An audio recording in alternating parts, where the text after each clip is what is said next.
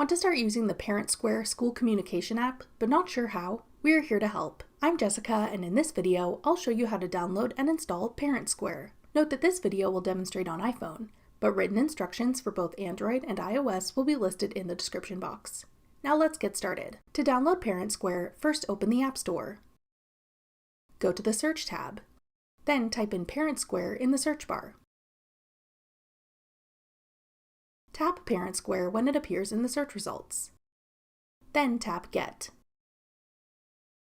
If prompted, use Face ID or enter your password to confirm that you want to download the app.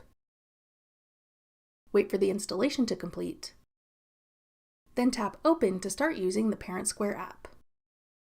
That's all it takes to download ParentSquare. Want to try out an app to help your child study? Check out this tutorial next. Click the video on your screen now to watch. Thanks for watching.